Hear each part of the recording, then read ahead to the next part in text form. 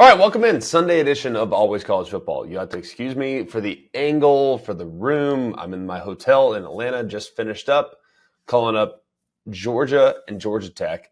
Let's start, though, on Thursday night. The Egg Bowl. Excellent win by Ole Miss. They went on the road. They had been scoring at will against Mississippi State, but they took care of business.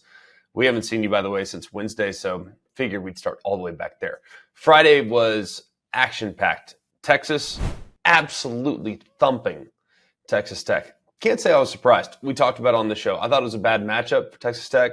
Maybe there was a chance, maybe there was an outside shot that they'd be able to go the distance that, Texas make a mistake or two. Maybe they battle, but man, it was a bad matchup. If Taj Brooks can't get going between the tackles, it was going to be very difficult for Texas Tech to win the game.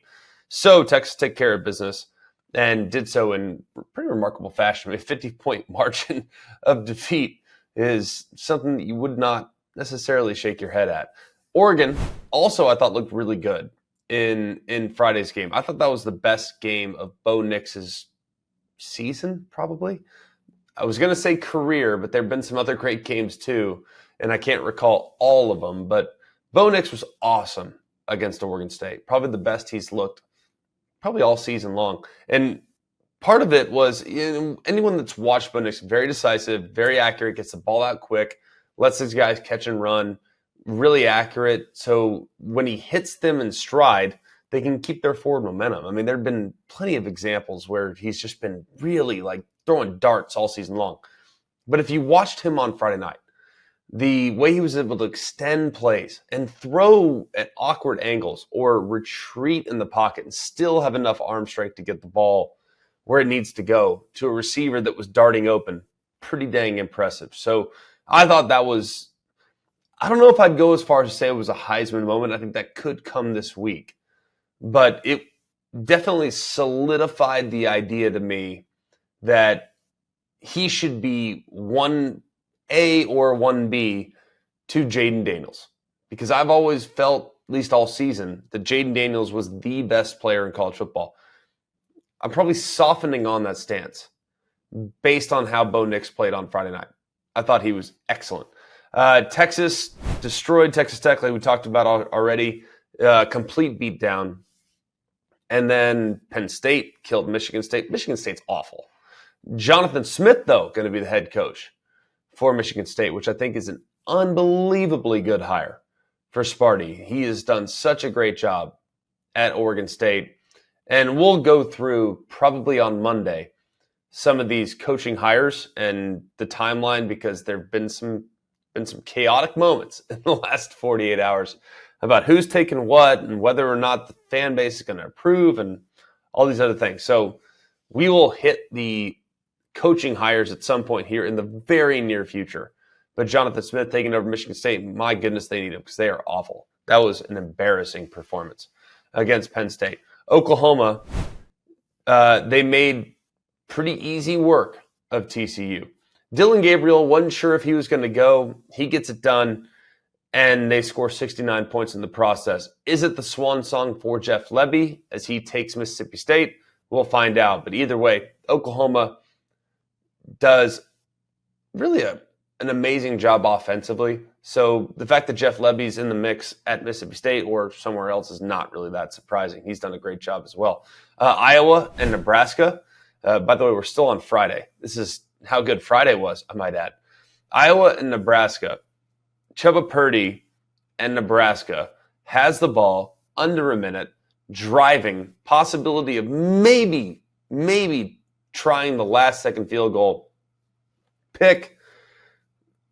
Then next thing you know, Iowa's running it back. Iowa has a play or two to be able to kind of soften it up just a hair. Field goal right down the pipe to win the game. Typical Iowa football. And can't say it was surprising at all, to be honest with you. Everything that Iowa's done this year to get to 10-2, and people like to kind of poke fun at how Iowa's won games and their lack of offensive prowess. And by the way, all is fair, but they win. Isn't the goal to win the game? To me it is, but Not necessarily always sexy, not always pretty, but Iowa finds a way. Bear is awesome. Let me tell you why. At the Home Depot, Saturdays are about two things: getting projects done right with Bear Premium Plus interior paint and football. And with wall-to-wall coverage, you'll spend less time worrying about your walls, which means more time spent cheering on your favorite team. Isn't that what we all want? Home projects can be stressful and take forever, and worse, sometimes they require a redo. But with Bear, you'll get no mess, no stress paint that can take a hit or a spill. Its long-lasting, durable finish can take anything your Saturday throws at them, from footballs to meatballs. Game days can get crazy, from food spills to handprints to how did my giant foam finger cause a smudge?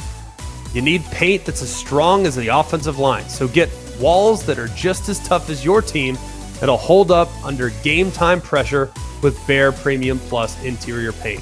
Whether you show your team spirit or keep it neutral, upgrade your game time with Bear and the Home Depot. How doers get more done. Let's get to Saturday. So many incredible finishes. We've been asking for chaos. We've been begging for chaos.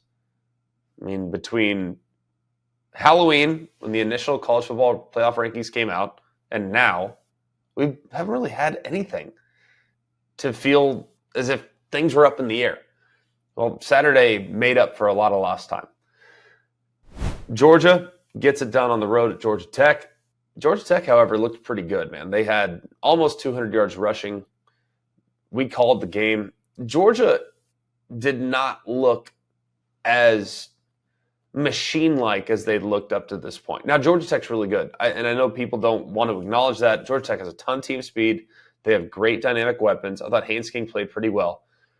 Thought there was a moment or two on a 4th and 1 early where Georgia Tech, if I were them, I would have been a little bit more aggressive. But either way, the interception in the end zone by Carson Beck led to a possibility of Georgia Tech maybe closing the gap, maybe even getting back in the game. They missed their onside kick attempt, and then Georgia iced the game there at the very end. It was a good win because I think Georgia Tech's really good.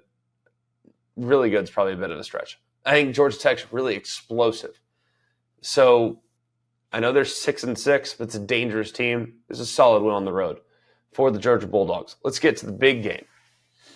And by the way, I'm going in chronological order, with the exception of Georgia Tech, because that was the one on Saturday involving the number 1 ranked team, and I was on the call, so it was top of mind, if you will. Let's go to Ohio State and Michigan. I was watching the game, and I just could not have been more impressed with both defenses. Both sides. And I know the final was 30-24. I thought it was going to be a little lower scoring than that. I'm not surprised that Michigan won. I just thought it was going to be, between the two teams, I thought it was going to be a 21-17, 17-13. I was thinking the total was going to be really low. But still, even watching the game, I was surprised at how well both teams were able to consistently run the football. It's a credit to both outfits. They, I think, did a good job on the edges of both defenses. But what was most amazing to me is that Michigan, they didn't have the big play potential. It was more methodical this year. If you think back to last year when they won the game, it was almost all reliant on big plays. Big plays, huge runs, missed tackles in the secondary, guys springing for the end zone after a long catch and run.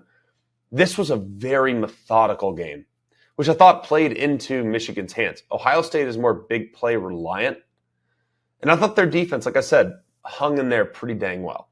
It's just at the end of the day, it's like one after another after another after another. Michigan was able to make things happen. It was an awesome, awesome football game.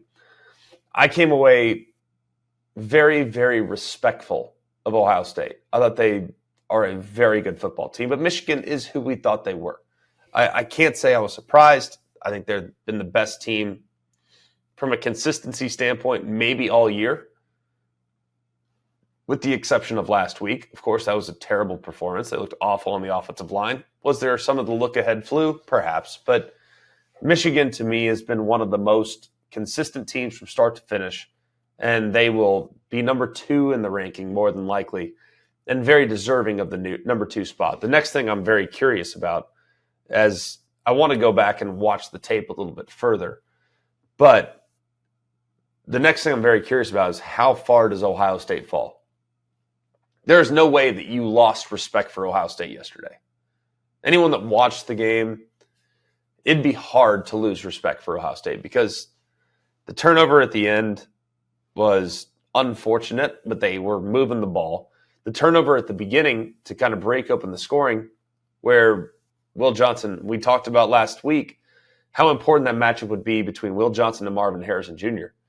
And he just read the split. He was wide. He slid inside, cut it off immediately, and intercepted the pass on the slant. That was awesome. That was an awesome play.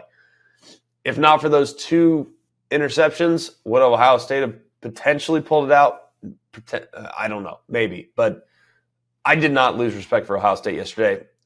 I didn't lose respect or gain respect for Michigan. Michigan is who I thought they were. Ohio State is very good as well. And they need to get credit for that. Washington State in the Apple Cup, moving not in chronological order, but we'll go to the game that was played Saturday afternoon or so.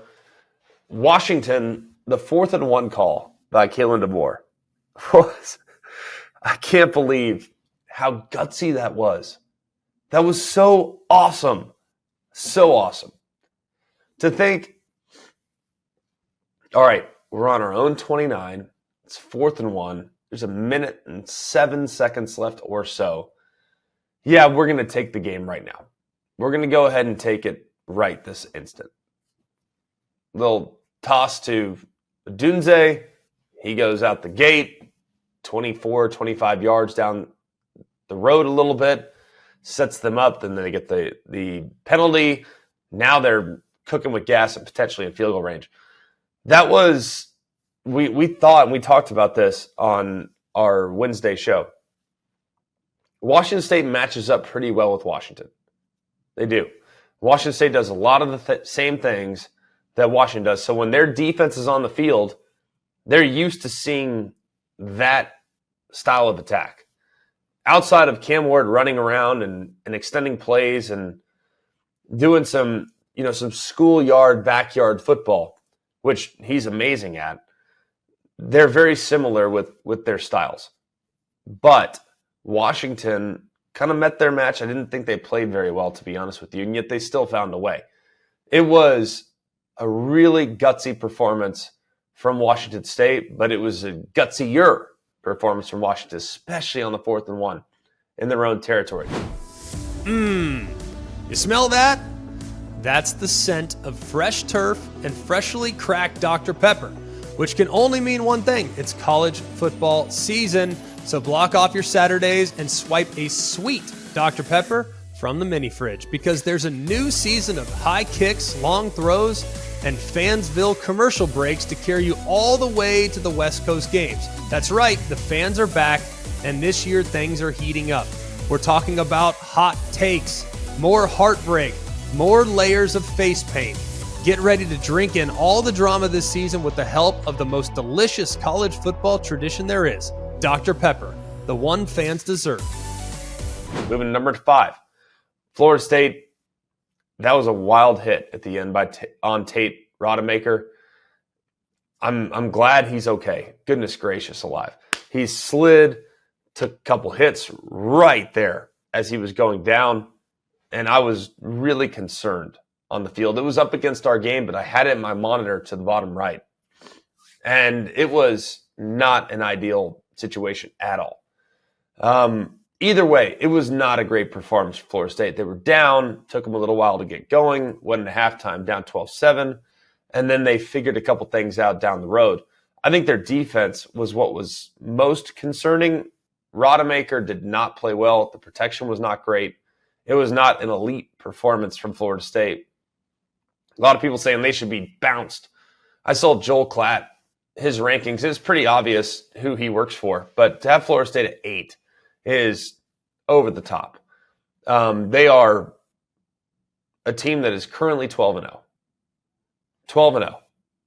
They deserve credit for that. They do. Whether you like Florida State or not, and last night was not a resume builder at all.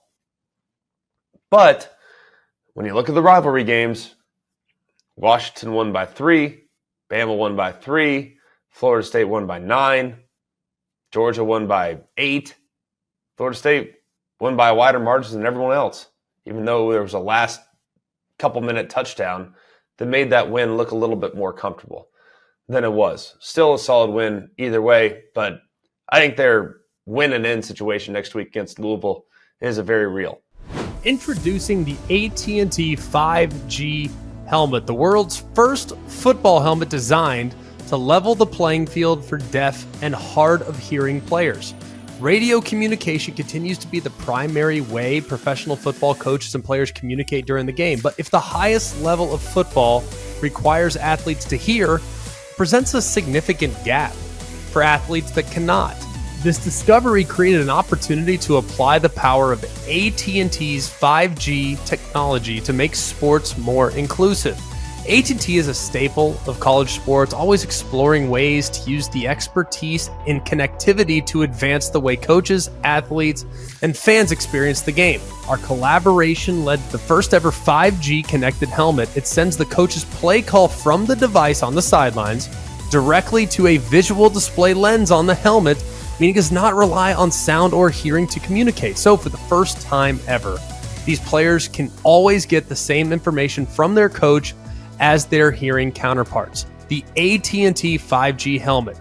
AT&T, connecting changes everything. Learn more at att.com/5G helmet. Helmet is not for sale. AT&T is a proud supporter of the Gallaudet Bison. Alabama and Auburn. Y'all, this Iron Bowl games, as an Alabama fan, first and foremost, are going to take years off my life. They're going to take years off my life. As a college football fan, I can't get enough. If I remove the Alabama equation and I just watch Alabama and Auburn, that game delivers every single time it's in Jordan-Hare. It doesn't matter how good Alabama is and how average Auburn is. Every time it's in Jordan-Hare, that game is insane. It's insane. 4th and 31, they call a play called Gravedigger, which, love the name.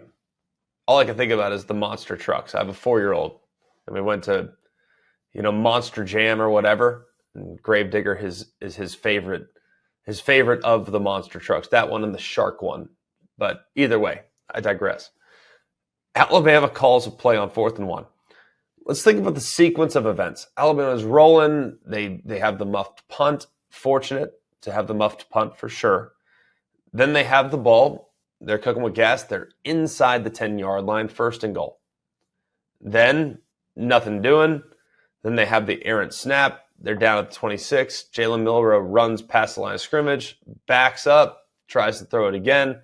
Now it's a 5-yard penalty. Now you're looking at 4th and 31.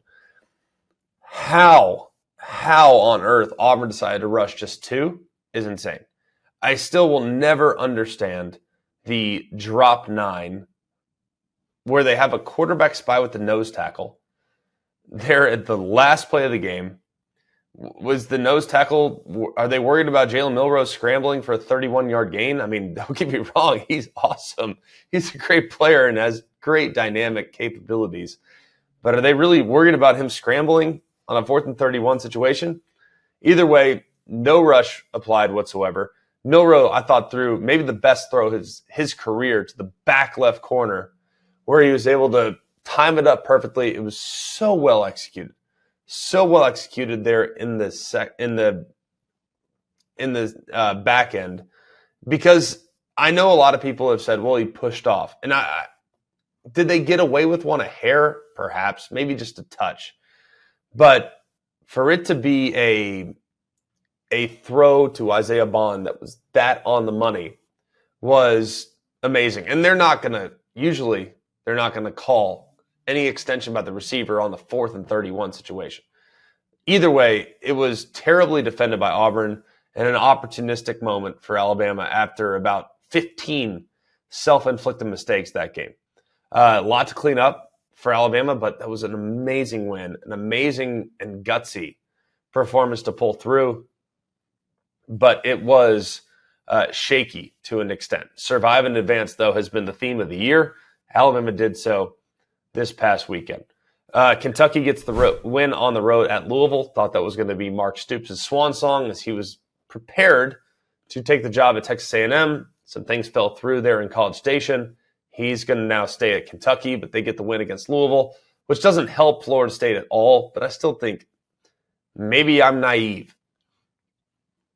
I have a hard time envisioning a scenario where the committee will jump Texas in front of an undefeated Florida State. Tough time envisioning that, but crazier things have happened, I suppose. Every college football season, Goodyear knows the importance of winning on the road. The road will always demand confidence. The confidence to handle whatever the journey brings and to perform under tough conditions. And just like the players and fans of college football, Goodyear is ready. Are you ready for the road? Visit Goodyear.com to find the right Goodyear tires for whatever road you're on this season. Goodyear, more driven. LSU, and another excellent performance from Jaden Daniels. They get the win at Texas A&M. Arizona might be the hottest team in college football. I don't know how anybody can look at that second quarter performance. 28 points there in the second quarter. 0 points allowed, I might add. Arizona, since when they played Washington State 6-7 weeks ago, has been an absolute terror. And they finished the season 9-3, just a little bit shy of getting the Pac-12 title game, but a lot of respect needs to be given to Jed Fish and his crew. Notre Dame goes and gets a win at Stanford. 9-3 season, and I know Notre Dame fans are not satisfied with 9-3. I get that. There were 3 games that were opportunities for them to advance. Felt like much of the same for Notre Dame, but that was a great dominant performance. Did not get to watch all of it. Did get to watch a little bit of it. It was not super surprising. Stanford, after the first quarter, really had nothing going for them whatsoever offensively. Iowa State gets a big win on the road at Kansas State in the midst of a crazy snowstorm. Not exactly how I anticipated that one going. Iowa State gets punched in the mouth last week. And I would like to encourage everybody to pull up the box score. Just pull up the box score and look at the team stats of Iowa State and Kansas State. Look at the team. Look at the time of possession, which was 42 minutes to 17 minutes or so. 42 and change, 17 and change. Go look up the red zone penetrations. Iowa State had 0. Go look up the plays run. Kansas State ran 102 plays and lost the game. It's the most Iowa State lost the turnover battle and still won the game. Go and look at the box score. It is the craziest box score I think I've ever seen in my life. Ever. BYU was this close, at least in the first half, to pulling off what would have been one of the biggest upsets of the year, which would have ultimately put Oklahoma in the Big 12 title game. But Oklahoma State grinds back there in the second half. Game eventually goes to overtime. Oklahoma State scores on their first 2 possessions of overtime. And then BYU, after what was a crazy fumble, the guy looked like Isaiah Rex's knee was down, but it was actually on the defender's shoe, gets pulled out. They fumble. BYU loses the game there in overtime. So not a huge one as it relates to the college football playoff standing, but a lot doing there as it related to the Big 12 title game. Crazy outcome there in Stillwater in a game that I don't think any of us anticipated looking just like that. Tennessee gets it done against Vanderbilt. NC State absolutely wallops North Carolina. NC State's a more physical team. NC State, they were playing well at the right time. It was ugly early. Brennan Armstrong saved his best for last in the rivalry game. NC State continues to own the Tar Heels. Clemson gets it done against South Carolina. It was not a great offensive performance. Thought we might get more from Spencer Rattler and the Gamecocks, but it did not materialize. And then finally, Liberty remains unblemished at 12-0 with a big win against Utah, 42-28. That'll do it for us here on a Sunday reaction show edition of Always College Football. Please like, rate, and subscribe, and we will revisit all these games. Like I said, I have not had a chance to watch all the tape. I love Sundays because we get to talk about our initial, immediate, responsive reactions, and then we get to watch the tape and clean it up on Monday.